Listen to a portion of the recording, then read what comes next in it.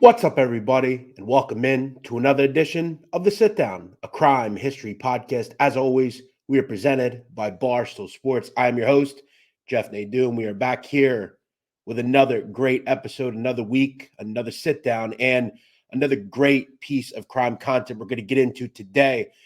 You know, occasionally I think it's important that we take a look at the news going on around the world and around the country. And in recent episodes we've done episodes on Victor Boot, El Chapo Guzman, drug cartels, all those sort of things. And I think important today we continue that trend. We've talked about the mafia. We've talked about other organized crime. Today, though, I find it important. I want to get in a little bit to some of the goings on in this country involving a very depraved case out in Idaho, the murder of four Idaho University students. We're going to get into that in just a little bit. And I came across today's guest. I think it's important when we do these sorts of things, we talk to the people that have worked a very, kind of hard on these sorts of cases over the years. I want to talk to someone that we can kind of get in on here that can go into all sorts of different things. And I discovered today's guest on some great work that he's done on, places like News Nation and some places like that. It is Bobby Chacon. He is a former FBI agent. Bobby, you are an interesting individual. We've spoke to FBI agents before. We've spoken to all the alphabet folks before, the DEA, ICE, FBI. You are an interesting guy. You were on the FBI dive team at one point. That's pretty interesting. You've worked on the Lucchese Crime Family, which most of our listeners will know, and I want to ask you about. You worked on groups like the Jamaicans in New York City. How's everything going? You've been extensively working, though, on kind of providing some really interesting information on this, a really awful case in Idaho. How you doing today? Good. Thanks for having me, Jeff. Yeah, I retired from the FBI after 27 years in 2014. I moved to Brazil for a couple of years. I lived in Rio de Janeiro. When I got a job in Hollywood, they called me back, and I moved back in 2016. And since then, I've been writing for Hollywood, both TV and movies, on hit shows like CBS's Criminal Minds and some of my own work. And I've also been a tech advisor on some shows. And I've been doing a lot of news appearances, CNN, Fox News, MSNBC, News Nation, you name it. I've probably been on it, tons of podcasts. I don't have my own podcast. Done some Audible work on audible.com. I've been keeping pretty busy since I've retired. Well, people like us and some of these folks on the news need folks like you because you've worked extensively with these sorts of things. You have a wide range of intelligence on all sorts of different things. This is our first time speaking to you, so I'm going to kind of ask you from the beginning. I always try to understand why folks go into law enforcement, whether it's the police or one of the higher echelon government agencies. You're from the New York area. I guess kind of early, you ultimately got into the FBI in the late 80s. What kind of made you want to get into that world? Because you're also an attorney, right? You went to law school. So I was, I followed a kind of traditional path. It was a legacy for me. My father was an NYPD detective sergeant growing up. So I grew up kind of in the NYPD family. My brother, who's older than me, went into the NYPD.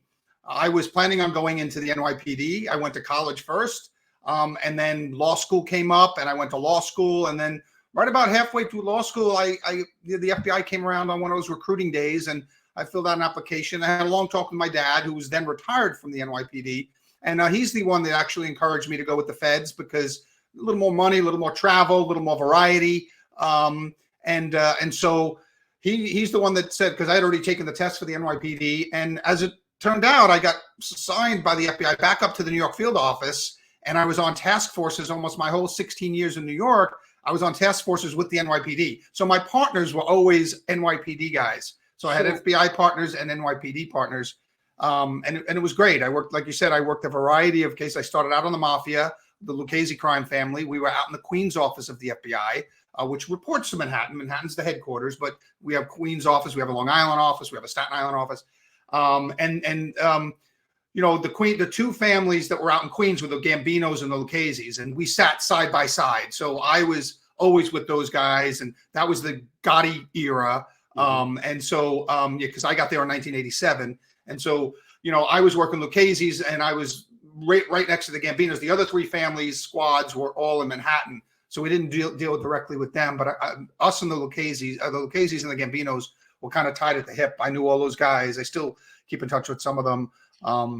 Yeah, and by the way, so when in the mafia side, in the mafia side and the FBI, and this is, I think, from a prosecutor standpoint, you can't work your own jury tampering cases. So in other words, if the Gambinos had a trial, they were going on trial and their agents were in court every day, and they have an allegation that the Gambinos were tampering with the jury, which, by the way, Gotti was known to do, that had to be investigated by the other squad. So the Lucchese squad, we picked up all there because they were in trial. They weren't able to be seen talking to jurors and things like that. So it kept their hands clean, and we did all the jury, and they did ours. They did our jury tampering. The only thing was, our family didn't do as much jury tampering as the Gambinos did. So we were busy a lot of times doing the Gambino jury tampering cases, or the Gotti jury tampering cases. Yeah, so that brought us into more contact with them. As many of us know that listen to the show, we spoke to Gravano, and he discussed the fact that he personally fixed one of the juries through that guy George Pape. But I want to ask you about the Lucchese Crime Family, because at your time, you come into the FBI late 80s, almost into the early 90s. They're going through, all these families are going through this migration, right? Because you have the big commission case where all your old school guys, your Fat Tonys, your Tony Ducks, your big boys, they're going away. And I've always said the Lucchese's are interesting because they never had capable leadership after Tony Ducks. I mean, you had some great bosses over the years like Tommy Lucchese or Tony Ducks. And you had kind of mentioned to me in some of our conversations that you actually worked some of the late Vario stuff, right, as well with, you mentioned being in Queens. We obviously know they were very involved with the JFK airport and some of the heists and stuff. And, a lot of people don't know that John Gotti and Jimmy Burke and all those different guys, they all kind of knew each other, I think, from their hijacking days. But tell me a little bit about the Vario work, because I know you've mentioned to me Henry Hill and some of his behavior, what he was up to. Who were you kind of working with? You're kind of working on Casso and those guys. What was going on back then? So when I first got to the squad, it was basically divided into two major cases against the Lucchese's. And one was the Windows case, which was Pete Savino was set up, and he was cooperating with us unbeknownst to the mob. He was, they were whacking up all the windows, every housing project in the city. This family would get 25 cents a window. That would get 50% a window. You're talking tens of millions of dollars. So that was the Windows case. The other half of the squad was working what we called KENRAC, which was Kennedy racketeering. I was assigned to the KENRAC case because you just had to work one of the two. Now, we did kind of cross over if they needed help or we needed help. And so I was assigned to KENRAC, the Kennedy racketeering case. And that was basically aimed at two Teamster locals, 295 and 750 or something. And that was Harry and Mark Davidoff, two Jewish guys who were heads of those two Teamster locals, a father and son, that was running them for the Lucchese crime families. So any piece of cargo going through Kennedy Airport, be it on Burlington Northern, be it any of these big air cargo companies, the mob was getting a piece of that every time. And so they were doing that by the corrupt unions, by the two Teamster locals that basically controlled all the cargo coming in through Kennedy Airport. And there was a variety of ways they would do that. They would do it with no-show jobs. That means that a trucking company would have, one or two or three guys on the payroll. Checks would be cut to them every week, and it was, the guys would never show up. It was just going to these mobsters who were on the payroll. It could also be, you might have to give up one truck a month. A truck comes in, it's full of, at that point, plasma screen TVs, the 42 inches were going for $4,000 in the beginning, if you remember, and you give up one truck a month, which means the driver would drive somewhere in the Five Towns area in a remote part of Kennedy Airport, get out of the truck. I think one of these types of incidents was portrayed in the movie Goodfellas, which was Vario's crew. Even though they changed the name, but you might have to give up a truck a month or two trucks a month. And all of this was part and parcel of the companies the trucking companies wanting to get these union contracts to do work for these new cargo companies. And the unions kind of taking their cut and saying, if you want to bid on this contract, here's what you've got to do for us. You've got to put one guy on no show. You got to give the truck a month or whatever it is. And so that's the way they maintained the stranglehold over all of that money that was coming in, over all that cargo. So I've said before, when it comes to, the mob is very violent, but I think in the hierarchy of criminal organizations, they're actually not that depraved, really. I mean, when it comes to like some of the behavior of some of these groups, Mexican cartels and things like that. But one person that I have regarded as really truly one of the more sinister people is Anthony Casso, right? I mean, he was a truly depraved human being. I mean, this is a guy, and you mentioned that the Windows case, Fat Peter Chiodo, who I'm sure you know of. He cooperates. Chiodo, or he goes after Chiodo's family. He was a really brutal person. I think Fat Pete decided to cooperate after they shot him like 13 times at the gas station. And then they went after his sister, and she was, I believe, paralyzed for the rest of her life. That's just kind of the stuff that the mob always has been somewhat ethical in doing. It's not involving the families, even though they would occasionally. I guess tell me about any run-ins you had with him. I mean, he was gas pipe. Yeah. I don't recall particularly. I know Little Vic. One of the things that always stands out to me, I was a fairly new agent on the squad. I mean, I was there only a couple of months, and one of the old timers grabbed me and said, "Hey, we got to go out. We got to talk to the boss." And I thought he meant like our supervisor or something. So I get in the car, and I thought we were having lunch. We drove down to Howard Beach, and we stopped at the schoolyard where a bunch of guys were playing handball. And we walk up to, and because I was in the squad area for a couple of months, we had this big board with everybody's pictures, the families up there, and the organizational chart. And I recognized that we're walking up to Little Vic Amuso. And so, I'm like, Jesus, what are we doing? And so the old timer that I'm with, and a couple of the guys got up, they're all in their little jogging suits and, took like a posture, and Vic kind of waved them off. I could tell he was kind of, and then he addressed the older agent by name. So he knew him by name. And then the older agent introduced me to Vic, and he said, nice to meet you. He was very professional. And we were there because we had heard on one of our wiretaps, that there was a credible threat against Vic's life. And previously, in previous generations, we would probably keep that information private, but with liability reasons now, the Bureau getting sued about, people dying or getting killed when the Bureau knew about it. So we were under a legal obligation now, policy-wise, from the Justice Department to let these people know that we had a credible threat on their life. Now I watched the agent tell him, he says, look, we have this information. It's credible. We feel it's credible. We can't tell you how we got it or anything like that. They don't tell him we had a wiretap up or anything. And, Vic feigned surprise. Like, I don't know thank you for the information, but I don't know why anybody would want to harm me. I'm just, blah, blah, blah. I'm just a plumbing supply salesman, whatever he said. He just, his legitimate job, his quote, and he, we laughed it off. We said, hi, that's okay, whatever. We just, his surprise lasted probably until we turned around and walked back to our car. And then he looked at his guys and said, he probably was able to figure out right quick, number one, how we got the information and probably what the information was, because the rumor mill among the mob is pretty active and stuff. And so, but I just remember like walking up, like my first couple of months, walking up to the boss of the family and actually telling him that there's a threat on his life. And then of course, we were listening to our wires, because that's, we used to call that tickling the wire, and then you get back and see if they're talking about things and stuff. But Gas Pipe himself, what I knew about Gas Pipe, and I don't know that I ever met Gas Pipe, but he was the guy who probably could have been the boss of the family, but he didn't want to because he knew it would draw too much attention. So like it's literally one of those odd situations, because I don't think I've heard that with any other families. When the guys like Gotti kills Castellano to get to the head of the family, they're always trying to get to the head of the family. Never heard anybody turning it down. Right.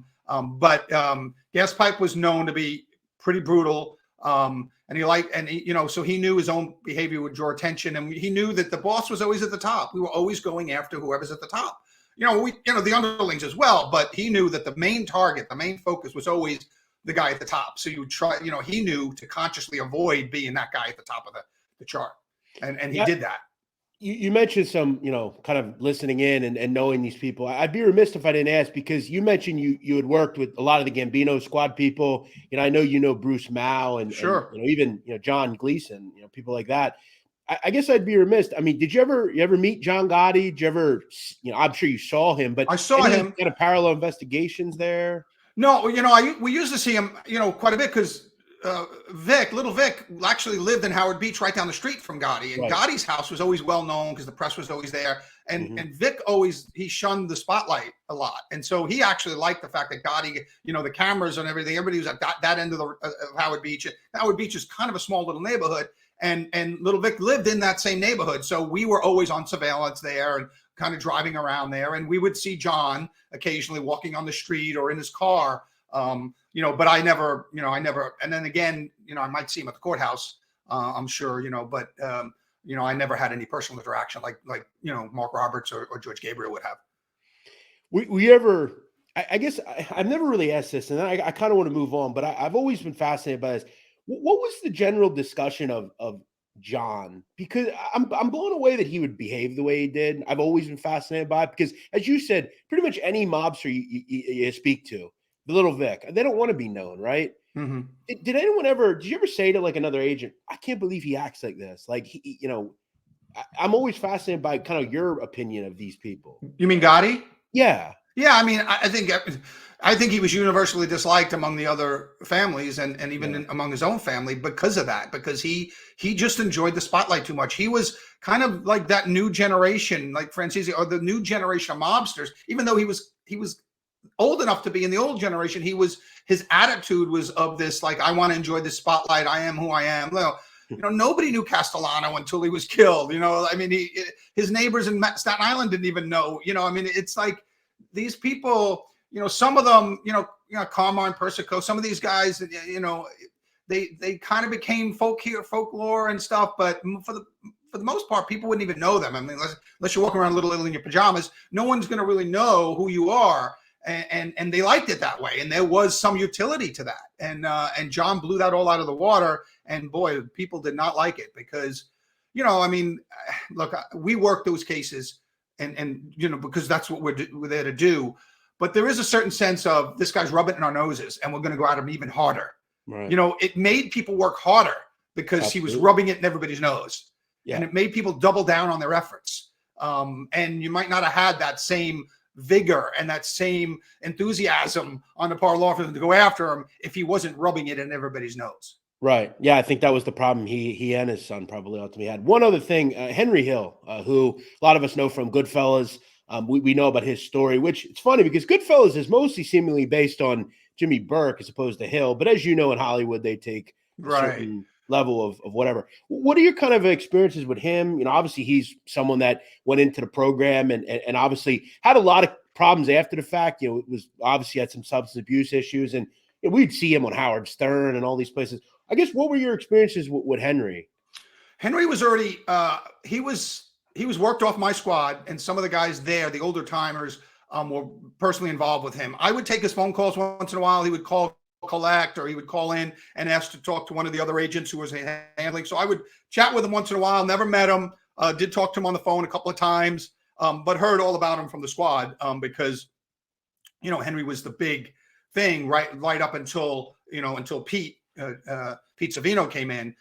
Henry was that last big guy that came in to work for us, and so when I was working directly with Ed Maloney over at the task force, when I got there, the organized crime task forces was still separate from the U.S. Attorney's office, and so Maloney was running that. Maloney actually appears in Goodfellas at the end. He plays himself as the prosecutor, but we still had that organized crime task force there. That later they disbanded and they were absorbed by the U.S. Attorney's office. But so we were real active, and so I knew Henry. I knew all about that case. That was part of like required reading when I got on the squad and stuff. And I knew the Goodfellas script was kind of in development and stuff. And so I knew all those guys. And like we said, that they changed the names of the Vario crew.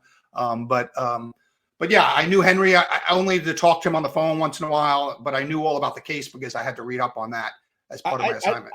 I don't want to make you get into a story that you don't want to tell, but you told me on the phone an interesting story about his real life character. Can you tell me that story? In the airport or? You mean with Ray Liotta? Yeah. I just happened to be on the plane with Ray Liotta. I was sitting next to him in first class one time, and I said hello. I'm a big fan, that, and he was nice. Not he was engaging, and I just told him that we had a mutual friend. And when he said who, and when I was still working for the FBI, so when we were flying, we were armed, and so we weren't really allowed to tell people what we did or that we were armed. Obviously, the flight crew knew and the pilots knew, but nobody else. And so I told him, and I said, we have a mutual friend, and he said, oh, yeah, who's that? I go, Henry Hill, and he says, how do you know Henry?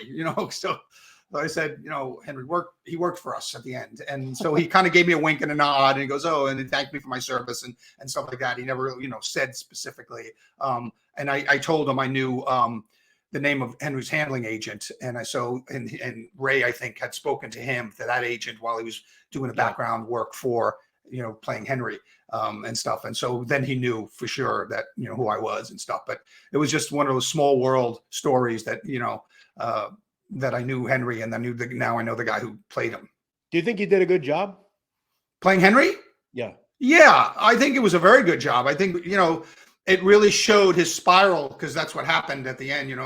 Henry was one of these guys who's really, really good, but then he spiraled out at the end when drugs came in, and, he became a bit of a junkie and stuff. And that was his downfall. Right. And stuff, I think he did a great job at playing Henry. It was one of those things where, I have friends who've watched that movie and say he seems like a good guy. Like you want to root for him almost, you know what I mean? Because he humanized him. And these guys are human, a lot of times, when you watch something like The Sopranos, you don't always get the fact that they're human. They seem to be one or two dimensional, but they're three-dimensional characters. When you meet them in real life, you realize they're just people. Absolutely. I've been told by people that you are the foremost authority on the Jamaican organized crime element in New York City. Would you say that's correct? I would say it was correct from throughout the whole 1990s. When the crack epidemic hit New York City, and really, 1990, I remember it was the record-setting year for homicides in New York City, and I was working homicides then. For about 10 years, I was the FBI's foremost authority on Jamaicans. I went up to Canada and I testified in a couple of courts in Canada as an expert. I testified before Canadian Parliament, who were fashioning a new RICO statute, which is what we use to dismantle gangs and crime families.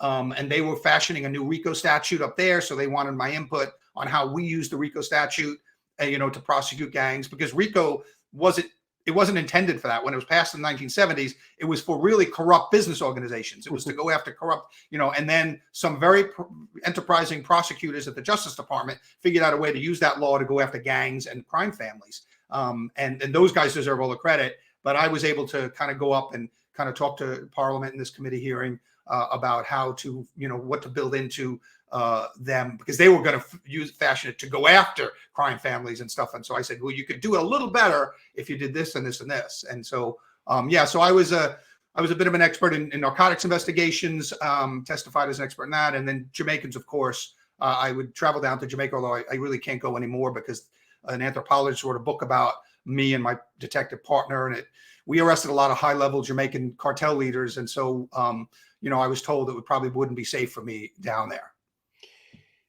Did you have any work with Christopher Koch at all?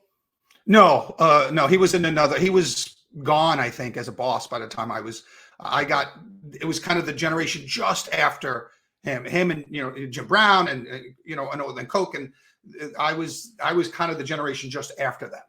Although some of my guys, so I worked in Brooklyn most of the time on the Jamaicans, in Bed-Stuy, in Canarsie, and a couple of those gangs those posses had old timers from those days. In fact, one of my main cooperators, he was trained by the Cubans in the 70s in Cuba for guerrilla warfare, because the plan was for the communists to take over the island of Jamaica, just like they took over the island of Cuba.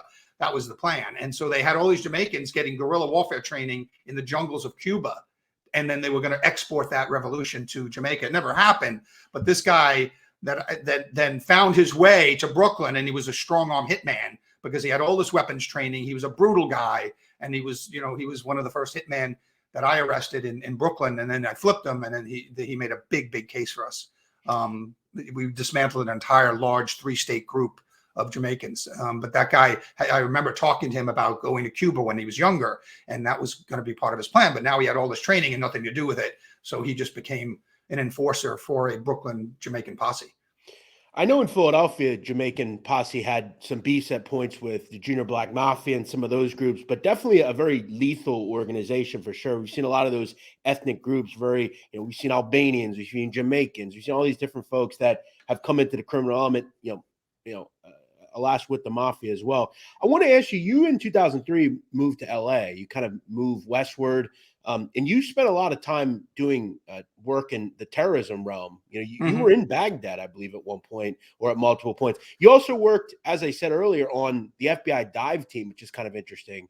I guess what did you learn as far as underwater investigation? Because that's kind of an interesting thing, right? You know, you never think about that, but it's really important to a lot of criminal cases. Well, throughout the 80s, when DNA started, becoming a science, and then forensic sciences started to grow up in the, mid 80s, late 80s, early 90s time period, the FBI started forming crime scene teams. We don't call them CSIs. We call them ERTs, evidence response teams. So you'll see people with these shirts that say ERT on the back. That's our CSI.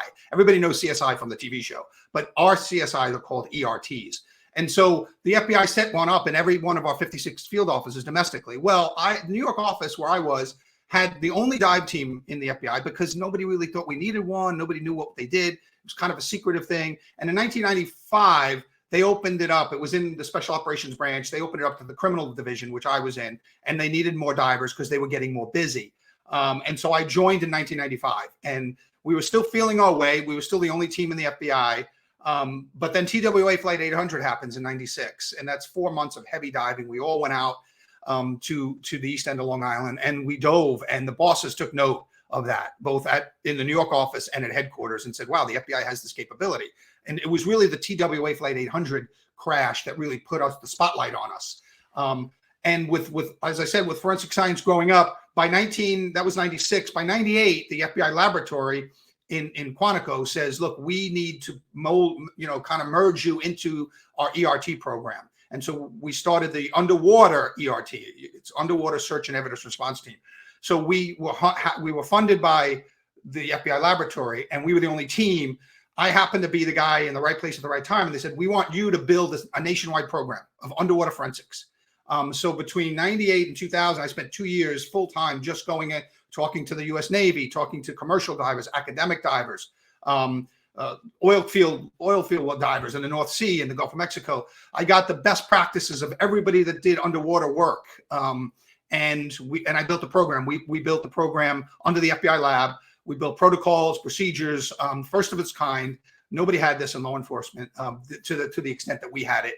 We were funded very well. We were supported very well. And by 1999, 2000, we set up teams in Miami, Los Angeles, and Washington, D.C. field office. So we have 4 now FBI dive teams. All report to the FBI laboratory under the forensic science program, under the crime scene program. So we were kind of underwater CSI.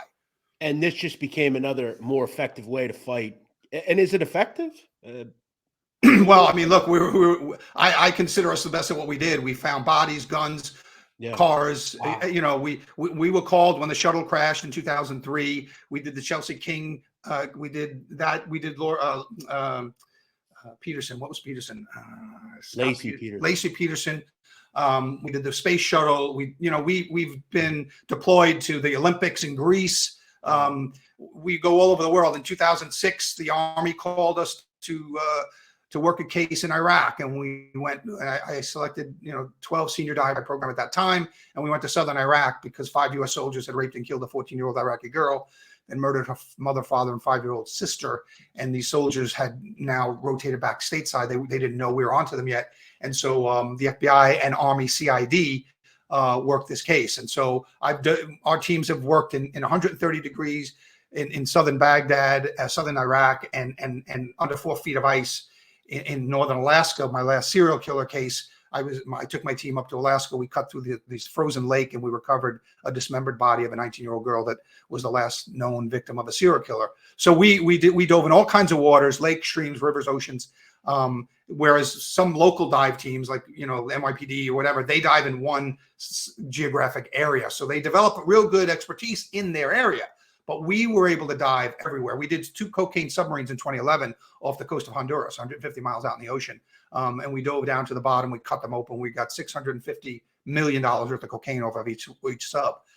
So we did a lot of work. It was fantastic work. I was able to work with the Navy a lot, Coast Guard. EPA has a good dive team. National Park Service has an excellent dive team, and worked with all the federal agencies who have dive teams. And it was fascinating work. It was the last 10 or 12 years of my career I was in the program for 19 years, but full time the last 10 or 12. I just got back from Australia, giving a big talk to a presentation to a convention of tech divers there and stuff. And it was just phenomenal to kind of build something from the ground up that didn't exist before. I mean, we had a small dive team, yes, but the program as a nationwide program under the forensic science unit at the laboratory, it was really satisfying to build something that I knew didn't exist before. And now that's kind of a legacy as I left.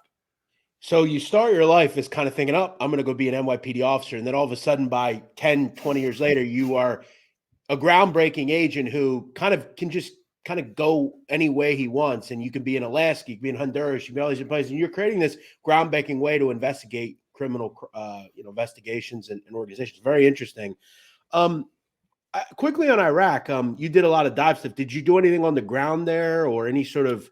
Yeah, in 2005, I was sent to Iraq as part of a training program. So I was the team leader on a training team, and so we were there. Remember, this is early. 2005 is fairly early in the war, and we set up a counterterrorism training course for Iraqi police and military. And so I was working out of the Iraqi Police Department, Police Academy. It was really one of Saddam's daughter's palaces or something that we converted into a training facility. And so I was there with a team of FBI agents, and we were putting on counterterrorism courses, which really actually devolved into a very basic law enforcement course, because the Iraqi police at that point, they didn't have any power. They never really did anything. The military, the soldiers, the army really were the peacekeepers and were the people that were the authorities all over the country. It was, kind of a military dictatorship, right? So the police didn't know about surveillance or interrogation or background checks, or all normal everyday police work and stuff. So we called it a counterterrorism course, and we did get into some counterterrorism stuff towards the end. But really, we were teaching them, the basics of investigations, the basics of law enforcement to a lot of these guys. They were great guys. I've often thought of how many of those, 50 or so guys are still, survived the war, because we would occasionally have to cancel class because there was a bombing at one of the checkpoints into the green zone. These guys were from outside the green zone. They were coming in. So if they were caught coming in and working with us, their lives would be in danger. I had 3 interpreters, 2 of which are living in the United States now because we got them here through a special visa program. The third one was 70 years old. He was exiled to Libya during Saddam's reign. He came back after Saddam fell, and he didn't want to leave his family. But yeah, it was interesting. I had 45 Shia and 5 Sunni students. Unfortunately, the commanding officer, the highest ranking officer, was a major, and he was a Sunni. And so him and I had to have some stern talks early on because, they were still, those 5, they were Sunnis, right? So they were still loyal to Saddam and stuff. And so they were a disruptive force in the class in the beginnings until I kind of, we had to have some talks with him, and I had to kind of be a little tough with him and tell him how it was going to go. But afterwards, most of them, those guys were great. They were all interested in having a better country and having a better life for themselves and their citizens and stuff. And I just hope that, they were able to achieve some of that. Absolutely. Pretty incredible career, honestly. Thanks. I mean, you retired in 2014. And, I want to get into this Idaho thing, but I do want to ask you one thing in relation to news recently. You obviously worked around the world. You've worked in, all sorts of different places, including Iraq and places like that. I don't want to talk politically about this kind of stuff, but Victor Boot was recently involved in a prisoner exchange. Is that a name that you know of? I mean, the administrations have said he's not a threat to security. You would feel that that's probably a little off, no? I mean, yeah, look, the first thing he did when he got back there was he's with Putin. He's one of Putin's guys. He's one of big Putin's strong, defenders. He actually said he was sad that they didn't go into the Ukraine, take back Ukraine earlier. I mean, he's a very aggressively imperialistic guy inside Russia, it seems to me, from my reading of his, and seeing him in interviews and stuff. And so, yeah, he's a Putin acolyte, and he very much favors the aggressive actions that Russia has taken recently, both in Crimea and back in 2014 and in Ukraine more recently. And so he seems to be, one of these, I don't know if he qualifies an oligarch, but he seems to be a very, very big Putin backer.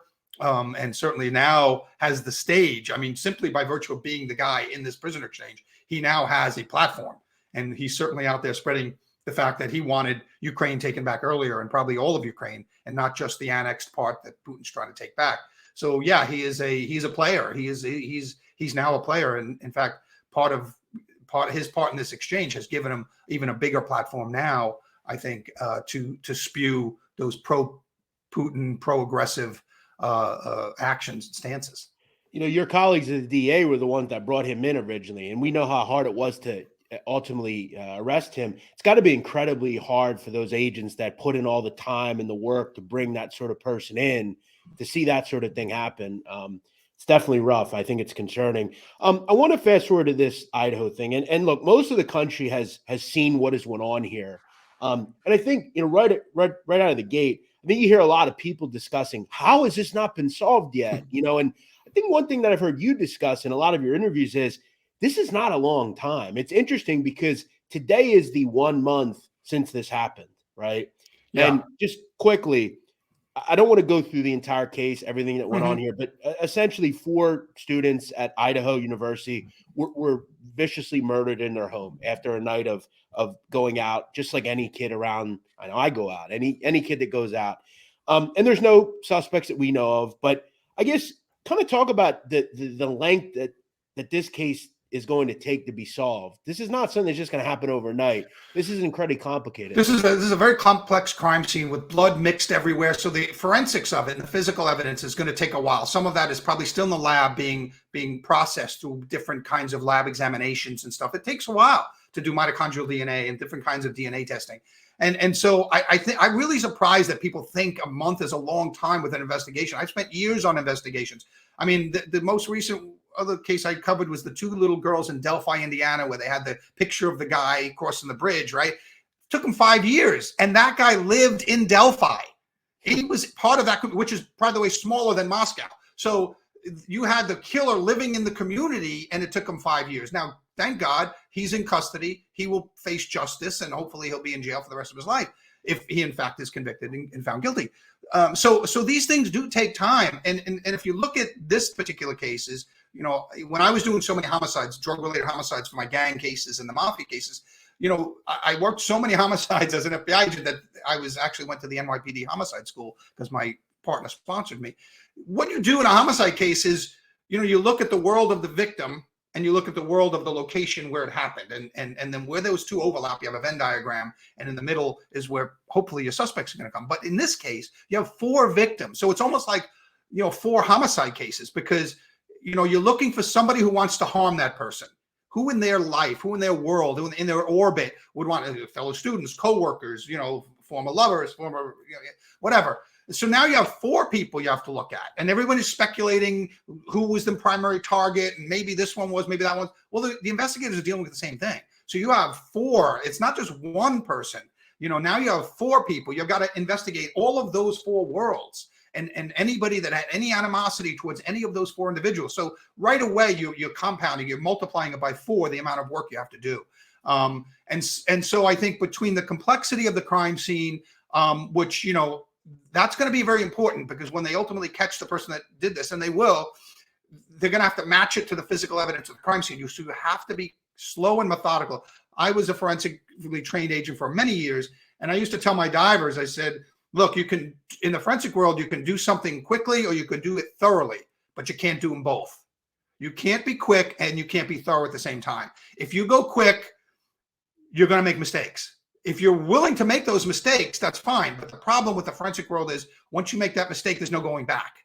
Once you release a scene and it gets contaminated, you can't take it back. So you have to be slow and methodical, because you have one shot at doing it right in a crime scene. Once you give the crime scene away, or once people contaminate the crime scene, you know, it's much, much more difficult, if not impossible, to gain any kind of value from it. You know, and we know there's going to be some very aggressive defense attorneys who represent whoever is ultimately caught, that are going to use everything that every mistake that they think the police made, or, you know, every avenue they didn't follow. How often do we hear somebody say, oh, they focused in on my client very quickly and they didn't look at all these other things, right? Well, you have to look at all those other things to face up to criticism. And so that's what they're doing. They're following every lead. And that's why you don't give the families as much information, because a lot of times you go down a lead, you get a lead in, it looks good, and you go down, you spend 2 or 3 days, 4 days, 5 days following this lead and issuing subpoenas for records, and then it doesn't pan out. And you go, okay, well, you give it the shot, and there's nothing there. And then you get another one and you do the same thing. Well, you don't want the family on that emotional roller coaster. We think we got something. What happened? And then it turns out to be nothing. And then you have to go to the next lead. And so the investigators do go on that emotional roller coaster. That's part of the job. But you don't want the families put through that. And the families shouldn't have all the information. Number one, I've been in cases, and I'm not saying this case, but there are cases where the family could be in the suspect pool, right? That's number one. Number two, you don't know who the family is going to tell. They could make it, in the Idaho case, the father apparently talked to the medical examiner, and then he went to the news and he said everything that the medical examiner told him. Well, now you lose the opportunity to keep that close to the vest. If you get a suspect in and you start questioning him, a lot of times you want to question him about stuff that only you know and the killer knows, and now that stuff has been compromised because it's been in the press. So, you got to guard against false confessions. We do, in a lot of these cases, do get caught false confessions on these more high-profile cases. And if they use all the information that's out in the public domain because it's leaked out or they've made statements out, well, then it's harder to verify whether or not this confession is legitimate or not legitimate. And so I've always been, in my investigations, an advocate of the only information that I would ever want out, released to the public, is number one, two categories. Number one, it actually serves a public safety function. It serves to keep people safer in the streets, in their community. That's the one. And the second one is if it serves a strategic benefit to the investigation. So a lot of times, like I said earlier about tickling the wire, you make a statement. If you're watching somebody, you make a statement in the press and then watch their behavior. There are strategic little things you can do like that. Those are the only two categories that I would ever favor investigative information being released, because there is no benefit to the investigation to releasing that information. It may make people feel better. It may satisfy this new insatiable appetite the public has for information on these cases.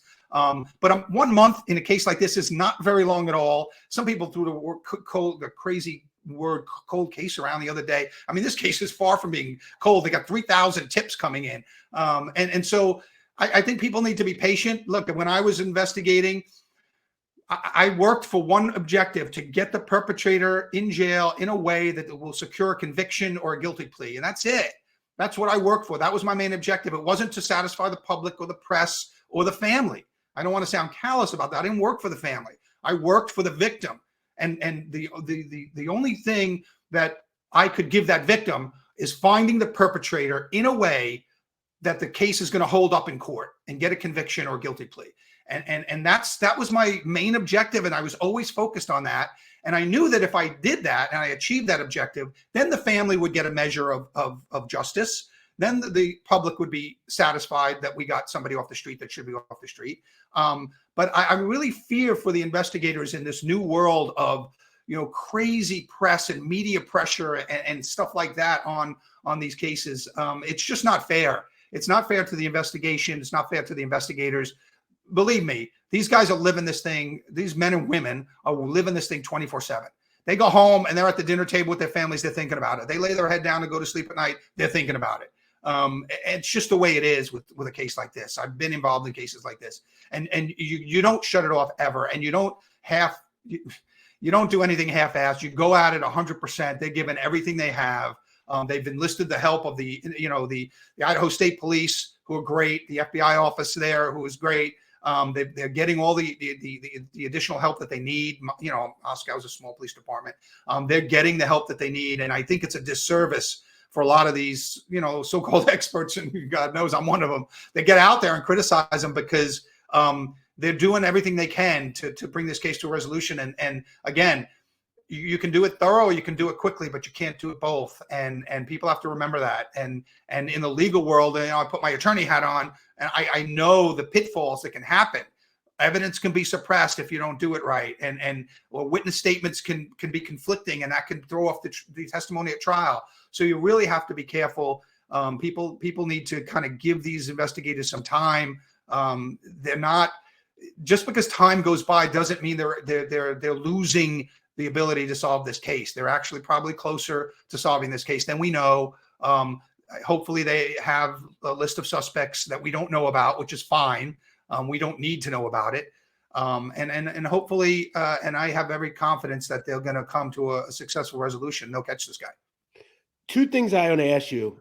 You mentioned something very interesting that we don't really think about. There are 4 people involved here, right? Mm-hmm. And there's also 2 living people that were in the home as well. Plus, how many family members, right? They may not be suspects, but you have to look into the tentacles of their lives as well, right? Were they ever involved with the drug trade? Were they ever involved with something weird? We can look at the lives of these 4 people. They are quite normal, right? They're college students. They're not involved, as we generally know, in anything nefarious. You could have some sort of, crazy lover situation or some sort of incel situation or anything. But I want to ask you, you mentioned there probably are suspects here. We don't know who they are. Now, one thing we do have here that we've all seen is the food truck footage, right? Which is kind of interesting. It just happened to have this Twitch food truck stream. And I think any, even beginner sleuth would notice there is an individual that is behaving very weirdly in the tape, right? The 2 girls are standing there. They then shift to the other side. He follows them. There's very little discussed between this group. It almost seems at one point in the audio, one of the girls says something, in a weird way to him, kind of like, leave me alone. And then when they leave, he kind of sees them leave and then beelines it away. And his behavior is very odd, if we're being honest. I guess, what are your thoughts on that? Yeah, I mean, I looked at that in the beginning and I did say, wow, that guy should be looked at really hard. However, a couple of things. Number one, he looks like he's behaving oddly on that video, but he's probably not behaving oddly for, forgive my French, some horny little college kid that sees 2 pretty girls. Those girls probably got hit on all the time. Sure, beautiful. In cafes, in coffee shops, and bars. So yes, it looks on that video creepy, but there's a lot of creepy kids in college. Look, this is a time of a young person's life where they're exercising their freedom. They're probably out of the house for the first time. There are sexual things or relationship things happening. And so they're finding their way through this morass of, emotional and social situations. And so, it's an awkward time for a lot of kids, and I call them kids, though they're young adults. But, we now know that the human brain doesn't really fully form until probably age 25 or more. So you have people that are going to act awkwardly. They're not going to know how to navigate these social situations, right? So you get creepy stalkers or stalking-like behavior. You get all that at a college campus. And these are very, 3 of the 4 victims are very pretty, young, vivacious college girls, very outgoing, very friendly. And so they're going to draw that kind of attention. And that's probably one thing that took up a lot of the investigators' time early on, is weeding out the people, because especially young women have to they have to kind of navigate that as well, and they have to say, okay, I'm not really interested. They can't be too pushy. They can't, so a lot of that probably happens. And now with social media, you have to look at their social media presence. There could be somebody living halfway across the country that's obsessed with them just through social media. You didn't have that a generation ago. Anybody that was obsessed with them was going to be in that geographic area. Now it's a different world. So now you've expanded the world of suspects exponentially through social media. So the guy in the video, I was satisfied. I really wanted to take a hard look at them, but then they cleared them. And I said, okay, I'm satisfied, because I trust the investigators. That's just what I do. And they cleared them. Now remember, and I'll say this again, I'll put my attorney hat on, the fact that they made that statement that he's quote unquote cleared, that's not legally binding on anybody. Right. They could be watching him, and if he does something else, or if they get new information, he could become a suspect right away again. So the fact that he didn't get out of jail free card, they just said, leave this guy alone. And remember, I worked the FBI, and I was, in the FBI in 1996. So you never want to have a Richard Jewell situation again. And that's why I was really hoping that once he was, police cleared him, people would forget about him. People wouldn't go after him. Social media, because, social media can crucify somebody, yes, it can. And this guy's name gets out there, and then people are at his house and following him and stuff. And then you have Richard Jewell all over again, and stuff. So you have to be really careful about that. Let the authorities do their job. Your job is not to go follow this guy or know who this guy is or post stuff about him. The authorities said he's clear, then I'm satisfied he's clear. If the authorities get information or new evidence that he's not, they'll bring him back in. Again, it's not legally binding on them. You know, I think the one thing that some of these folks become obsessive over this stuff, right? These sleuth type of people, right? Right. There's a documentary on Netflix about this. Don't F with Cats, it's called. And yes, I saw it. You've seen that. That guy Luca Magnotta, who, it seemed like no police organization was willing to look into this guy, and these people had felt like they had figured it out, and they felt like they had caused a homicide due to the fact that they kind of put the pressure on this cat. But I want to ask you one other thing quickly.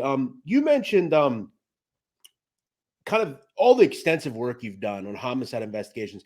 Does it seem and strike odd to you that in all of this that's went on, there doesn't seem to be any sort of camera footage in this day and age with cell phones and Ring cameras and internet stuff and lights on poles and all sorts of stuff? Obviously, this is a fairly remote place, but it is not, the middle of the, fields of North Dakota. There are there are homes around this place. Do you find it odd that there's seemingly no surveillance photos, no evidence that we know of? And I guess also I'll build on this. With such a small police department, right? I'm sure they don't face many death investigations. Do you fear of maybe there is some contamination at that crime scene and maybe they don't have much evidence at all? No, I don't fear that. I think it's still, I'm really surprised that the yellow tape is still up around. So they've done a good job at holding on to that. They probably got the owner's permission to do that, because you're not allowed, even a search warrant, even a homicide, you're not allowed to hold on to it indefinitely. But they must have got the agreements of the owner of that property to do that, because you usually get one shot. You go in, you do 12, 24 hours, whatever, and you're out. But they've done a good job at holding on to that crime scene, and they've come and gone a couple of more times. So I think that they probably have done a good job at the crime scene. Hopefully, what was your other question? The suspect? Yeah, just the level. Oh, the cameras. Yeah, the camera. Yeah, I was actually I was on a podcast yesterday with a former detective who's now chief of police at a small university, and I think if this happened on campus, you'd probably have that footage that you're talking about. Although, if you look at this house, it's off campus. It's a little rural. I don't think there are still some areas in this country. Look, I'm from LA and New York. You can't walk a block without being on a camera. And I think there are places where you don't have that proliferation of cameras. In addition, I have a friend who has an off-campus house here in Los Angeles by one of the major universities. And he rents it out. And I used to help him every semester. I'd have to go in there with him, and we'd have to repair walls and cabinets, because they'd wreck the house. The kids would, they're slobs and they wreck the house. He didn't, these people, they're trying to maximize return on their investment of the rent, right? So they're not putting in the best locks. They're not putting in the best doors. They're not putting in the best windows. Certainly not putting in security cameras like I have Nest and I have all this stuff at my house. You wouldn't put that in a rental property, because that drains your profits, right? And you're all about maximizing profits. And so I'm not surprised that, this house wasn't, technologically advanced, and it didn't have a doorbell camera and stuff, because it's a rental unit, and generally landlords don't put a whole lot of good stuff into a rental unit. Especially when they're renting it to kids, and there's, a turnover of kids almost every semester. There's a new group of people in there and stuff. So when you look at that house, it's kind of offset. It's not like a suburban house where there's 1, 2, 3. Like, it's kind of pushed back. There's a big parking area in the front. It looks a little more rural to me than just a regular suburban, where I went to college in Atlanta. And when I lived off campus, I lived in a very suburban neighborhood. And so it doesn't really surprise me that there's not a lot of footage, just because of the rural nature of the off-campus environment around that university. Like I said, if it was on campus, I would have expected a lot more camera coverage and things like that. Or if it happened in a dormitory, obviously you'd have cameras, hopefully. But again, I was on last night with this chief of police of this university, and when he first took over, that's one of the things he wanted to do, was increase the number of cameras. But you get pushback both financially and civil liberties wise. There are still people who say, I don't want to be, I don't want the government taping me every step away once I leave my house in the morning. There are still people that, push back on putting a proliferation of cameras in everywhere. We know that in city environments, they're there because the city owns the streets, they own the street lamps and stuff like that. And you could just put cameras where you own the rights to put cameras up. But in rural areas where it's all private property and stuff, you may not have the amount of cameras that you might have in a more suburban or even more certainly an urban dwelling. I think every sleuth that's looking into this stuff really needs to listen to you, because you have really eloquently kind of not completely taken off every argument, but I think there's so much importance you have to think about. One final question, then we're going to let you go. With this whole thing, and even if you put a camera in, any peewee, and I call peewee with any person that commits crimes on a violent level that has any sort of intelligence, just because you have a camera doesn't mean you're going to find somebody. If someone is committing crimes and they know what they're doing, they're going to wear a mask. They're going to cover their whole body. You may have a body type, but that's not going to, just because you have a camera, feel like you're going to have a conviction. I want to ask you something, just one thing. There were two people that were not harmed in this case, right? It's kind of an odd thing, right? And you've worked against very violent people. You know, if this is like a hit or something, you're probably going to eliminate the entire house, I would think. But isn't that a bit bizarre that there are two people that didn't hear a thing? They were probably in some deep stupor. They were maybe drunk, probably. Yeah, I mean, that's the way I look at it, because I lived in a house like that when I was in college. Sure. And there's nothing that says they didn't hear anything. We don't know what they've heard. Right. A lot of people saying, how could they sleep through it? We don't know that they slept through it. We haven't seen their reports from their interviews with the police. And I don't want to see them, let them hold on to that information. My feeling is, they were on the bottom floor. So if the person, as theorized now, entered the back sliding glass doors, which is on the second level, but from the back, it looks like the first level because it's on a sloped lot, right? You have to actually go around the house and down that slope to get into the bottom floor. Yeah. They were down there. They were the furthest away from, and then so if the killer enters, and I say but if the killer enters that sliding glass on the back, and again, it's just part of the theory, there are two people on that second floor, two people on the third floor that were deceased. And the two people on the lower floor were probably home first. That's the timeline that I understand. And look, they were probably out drinking themselves at the Saturday night at the Sunday morning. I've been in those houses where, I'm sitting there half drunk and I'm trying to sleep, and my roommates come in upstairs and they're making a lot of noise. All I do is I pull the pillow over my ear and curse them and wish they wouldn't be making so much noise. They're bumping into furniture because I know they're probably inebriated as well. They're probably bumping into furniture, or they bring some people home to continue the party. Whatever they thought, it might not have been the blood-curdling scream that we think should have happened, because it all depends on how the people were killed. So it is a little bit surprising, but I think there's probably an explanation other than either they were involved or some nefarious explanation. I think there's probably an explanation. It might have to do with alcohol. It might have to do with the regular ongoing things that happen at that house. People come home late, they continue the party, they continue to make noise, they knock furniture around, they stumble because they're drunk. And you could see that happening, that they heard something, they didn't really attribute it to a violent crime taking place, so they just kind of curled up and tried to not hear it and went to sleep. I mean, look, I live in a 3-story building. Barring gunfire, I'm probably not going to do much. And look, I can't lie. I mean, I've been drunk many times. I don't think people understand and the awareness of really just most people. Right. Someone could get robbed outside, and you may have someone down the street doesn't even notice it. Like the awareness of most people, they have stuff in their ears. They're, they have a dog. People don't really think of that. Well, that's a good point. That's a good point. I mean, everybody wears these earplugs now or earphone. Maybe they wear them to bed. Who knows? Or maybe they realize it's Saturday night and my friends upstairs are continuing the party. I'm going to just put these earplugs in and kind of go to sleep. I mean, that's much more prolific now than it was in the past. So that's a good point. I think there's an explanation. We'll ultimately learn what those two survivors heard, and we'll understand, how that happened. It is a little odd trying to figure it out now, but I think there is probably a reasonable explanation. Yeah. And again, the hill that it's on, just the aesthetics of the home, how it's positioned. There's so much in this. And I think it's just more than just, hey, get a fingerprint off the door or some blood on the wall. There's more than that in this. Bobby Chacon, a fascinating career. I think I've noticed you as one of the eloquent people in this whole Idaho thing, because there are so many people out there that think we're going to throw stuff out. You hear the families are involved. They're hiring private people, which I think is really destructive, possibly to the investigation, which I'm sure you would agree with. There's so many things here. There's people that see cars. They maybe see a jogger or somebody walking a dog. And, real quick, you mentioned the destructive part of bringing people's names in just because they just happen to be there. We've all been in college. We've all liked a girl. Maybe they didn't like us. We've all seen a good-looking guy with a girl, and we think we should be that guy. There are so many things that go into this kind of thing. And I think it's important that if you're listening to this stuff, just make sure you give these people the time. They're a FBI agent, they're a police officer for a reason, and they have kids at home. They just probably want to solve it just like you, because their daughter, they probably have daughters the same age, So right, you're absolutely right of all that.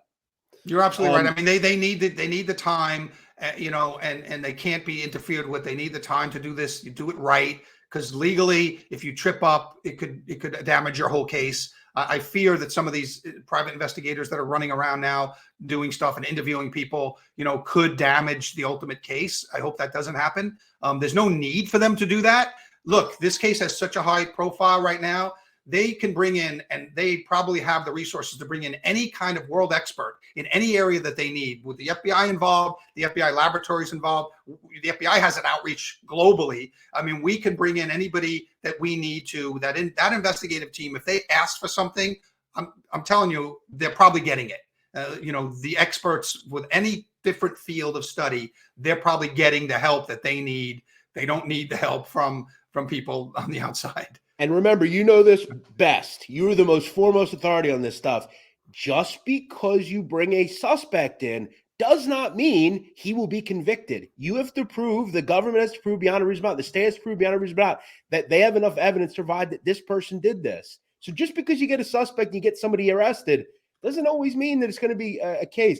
I hope they get justice. These are four beautiful lives that were taken, very depraved, and I hope they get a conviction. Bobby Chacon, I want to, before we let you go, you've worked on a lot of interesting stuff post your career. What do you have going on now other than your being a big star on all these different news agencies? I wouldn't call myself a star, but I just try to lend a voice of reason to most of these things. I'm writing my own TV shows, trying to pitch them, trying to sell them. And I'm constantly trying to do that. I try to write pages every day. I consider myself a writer now. I have a couple of books in mind. I haven't really started in earnest, but last year I was able to put together for the 20th anniversary of 9/11. I was in New York on 9/11. I was assigned to the New York field office of the FBI there, and my brother was on the PD at the time, NYPD. And so I conceived and I wrote and produced a show called After the Fall, and basically the fall of the towers. And After the Fall is about the investigation of the attacks on 9/11. And it's an Audible project. So I interviewed all of my old coworkers in New York who ran that case. Some of them were in Yemen at the time of the bombing. Some of them were in Oklahoma City.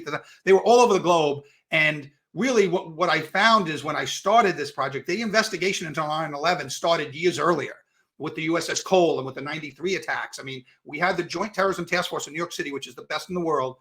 Had a mountain of knowledge. Everybody talks about the FBI not knowing who Osama bin Laden was. They knew exactly who it was. In fact, he was already under a sealed indictment in the Southern District of New York.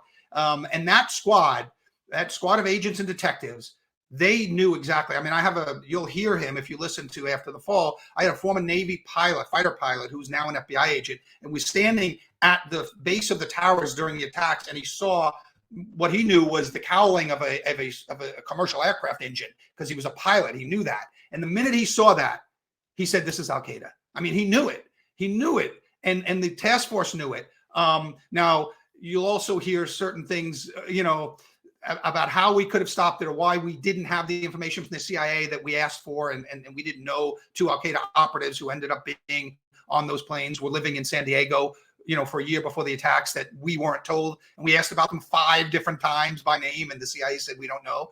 And that became part of the 9/11 Commission. But After the Fall, you'll hear directly from these people. Mary Galligan, who was the lead investigator on the whole case. You'll hear from Ali Soufan, who was basically our Al Qaeda expert. You hear them in their first person voices, and they tell you and they take you through the story of this investigation, where they were in the world, where the investigation took them.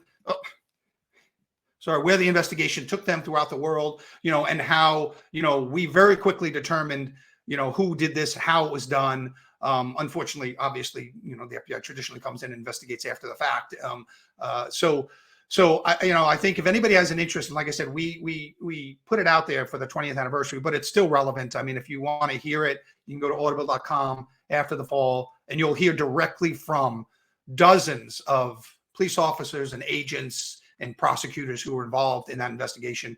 And I think it really gives a more complete understanding of that case. I always say, people sometimes give me opinions about it. And I said, look, if you don't know who Khalid al-Midhar is or Nawaf al-Hamzmi is, then we shouldn't have this conversation, because those are two names that you should know if you have an opinion on the FBI's role in 9/11. You should know who those names are and why they're important. And so I think that, you get a much more, I think there are 17 episodes. Each one is between 30 and 60 minutes long. But the real part of it is that you hear directly from the people that were there on the ground doing the interrogations in Yemen and other places in Pakistan, and Guantanamo. And you hear from them, and most of them are retired now, so they're not under the umbrella of having to get a permission to speak and stuff. Some of them are speaking for the very first time on these topics. And so I think if you have any interest in what happened both before 9/11 and the investigation afterwards, after the fall, gives probably the most complete picture of what happened.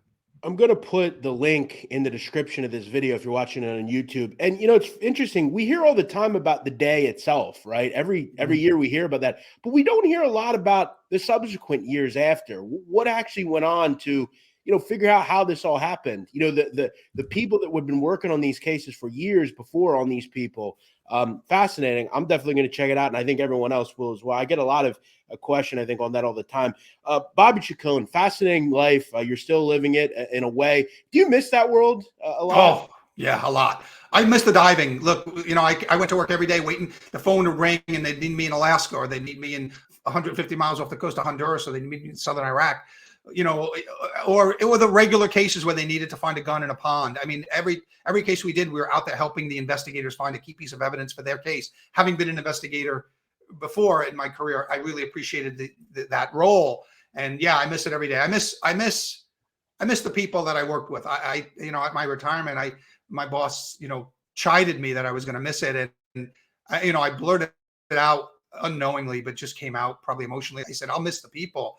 But because of the internet, the time that we were building the dive program, this is the same time the internet was kind of growing up and coming into its own. And one of those unfortunate consequences of the internet was these child predators. And we didn't know this when we were starting the program, but we got called upon to recover a number of children that were victims of predators, because the FBI has a lot of jurisdiction in child sex crimes.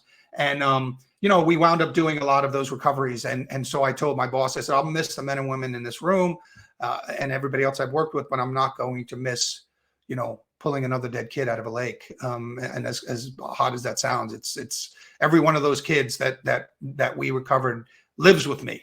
And it's one of those odd things. My wife and I spent 10 years trying to have our own children, and we couldn't. And in some ways, some people have made the comment that, my children are the ones that come to visit me in my dreams. And that's each one of them that I recovered. I remember every one of them. And then there were far too many. And that's one thing I don't miss. Yeah, in closing here, I spoke to, like I said recently, some DEA people that have been into Mexico, and they've seen heads rolling down the street. You see bodies hanging from bridges. The stuff like what you're talking about, that doesn't ever leave you. It's very similar to someone that's in the military, or somebody that I often think about, some of the people like yourself that have to work on some of these, child cases and just there are some really disgusting, awful people on this planet. And the human being is the worst of really, and our families too, because our families live with it as well. There's a couple of times a year when I wake up in the middle of the night screaming, soaked in sweat, and my wife has to calm me down and tell me that I'm having a bad dream again and stuff. And so, you do pay a price. You live with it, you get help for it. And hopefully you have the support of your family and your friends, because they on some level, they deal with it as well. Absolutely. Bobby Chacon, thank you for coming on. Really great stuff. Maybe we'll speak to you in the future on some other stuff. Absolutely. Really Anytime. Great stuff here. Like I said, I'm going to link all Bobby's info down in the comment section. Make sure you go check it out. Bobby, thanks for being here today. Thanks, Jeff. Anytime. You got it. Bobby Chacon on the Sit Down. Guys, we'll see you next week. Thank you for being here. Another great episode. Thanks, Bob, for coming on. We'll see you next week here on the Sit Down.